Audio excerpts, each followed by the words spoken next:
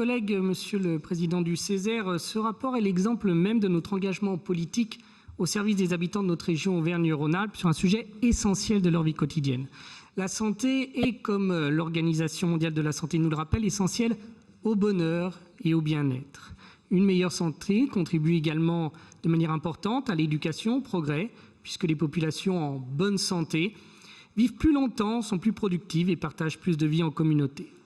Et alors que nous avons vécu une période de crise sanitaire liée au Covid-19, qui se poursuit par ailleurs, ce rapport, porté par notre vice-présidente Laurence Vautrat, dont je salue d'ailleurs l'engagement, la performance aussi, pour présenter si vite la nouvelle politique, eh bien, il prend un sens particulier.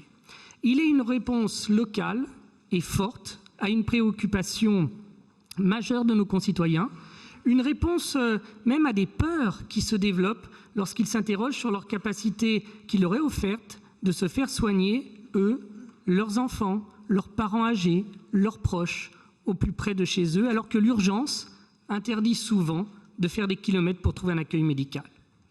Cet attachement à la santé, ce n'est pas un sujet nouveau pour nous. Alors même que la région n'a pas de compétences obligatoires, c'est bien un choix volontaire. Dès 2016, sous l'impulsion de notre président Laurent Wauquiez, nous avons mis en place une série d'actions pour lutter contre la désertification médicale et faciliter l'accès de nos habitants aux soins en tout point du territoire régional. J'ai entendu souvent les critiques de certains de l'opposition sur nos interventions volontaires, notamment en matière de sécurité, mon cher Renaud. Et là alors, que dites-vous quand c'est la santé? Finalement, c'est volontaire, mais là on peut y aller. Effectivement, vous avez parfois des critiques à géométrie variable, parce que ceux qui critiquent nos politiques volontaires, qu'allez-vous dire aux habitants du bassin d'Aurillac que l'incitation à l'installation de nouveaux médecins est une politique qui n'en vaut pas la peine? Allez-vous dire à la fermeture de soins à Ambert que c'est une évolution normale contre laquelle on ne doit pas réagir? Allez-vous dire aux habitants de la Mastre que la création d'une nouvelle maison de santé, ce n'est pas une priorité pour la région? Allez-vous dire aux Savoyards que l'accompagnement dans la modernisation de leur centre hospitalier est inutile? Évidemment, j'espère que vous serez en cohérence avec vous-même et que vous ne serez pas présent au temps d'inauguration de ces équipements pour se pousser pour être sur la photo. Nous sommes heureux de cet engagement volontaire et fiers de cette politique portée au quotidien par Yannick Neuder, alors vice-président à la santé, qui a été une vraie réussite. Je tiens d'ailleurs, au nom de mes collègues du groupe, à remercier très sincèrement Yannick pour son énergie, sa détermination et son travail. Sous le dernier mandat, les résultats sont là. Ils sont tangibles, ils sont concrets.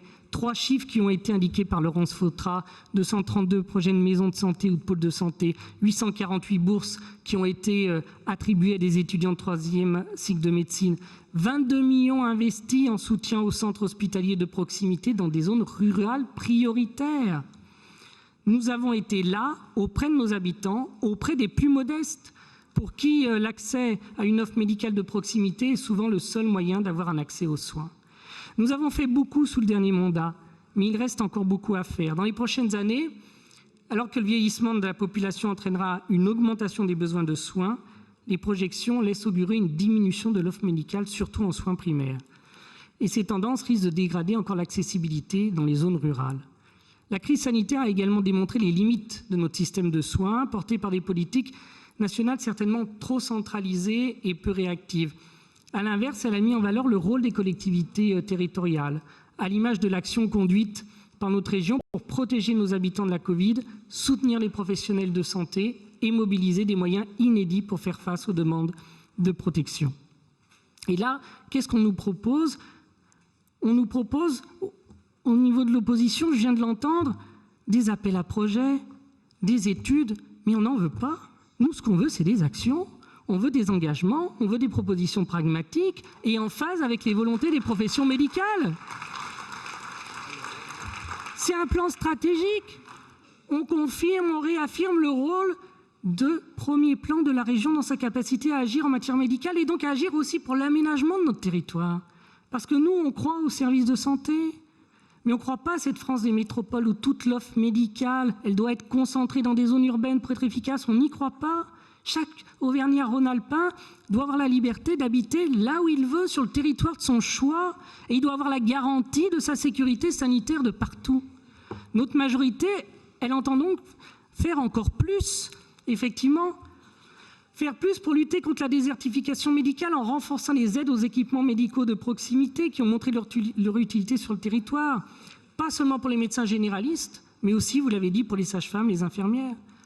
On va être présent dans le champ de la prévention et de l'éducation à la santé avec l'objectif ambitieux d'une amélioration de la santé globale pour tous, sur tous les territoires. Et on va accroître nos efforts en termes d'offres de formation médicale, sanitaire et sociale pour lutter contre les déficits de personnel.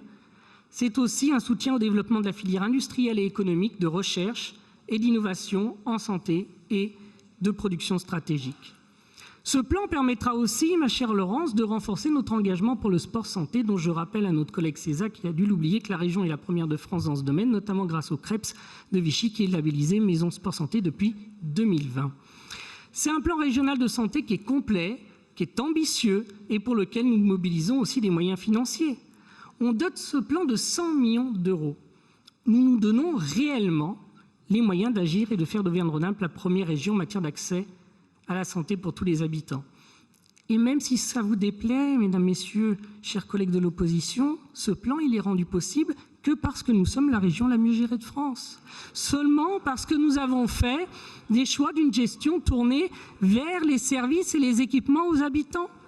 Et grâce à notre bonne gestion, nous continuerons à accompagner nos hôpitaux de proximité dans tous nos territoires. Nous continuerons à financer des maisons de santé pour apporter des solutions au plus près de nos habitants. Nous continuerons à favoriser la prévention et l'accès de tous à la santé et au bien-être de toutes les générations. Nous continuerons à soutenir l'innovation et le tissu régional de santé parce que l'indépendance de notre système de production, c'est aussi notre choix politique. Monsieur le Président, c'est avec un réel enthousiasme que les élus du groupe Les Républicains divers droits de société civile et apparentés soutiendront cette politique de santé volontaire et ambitieuse. Je vous remercie. Bravo.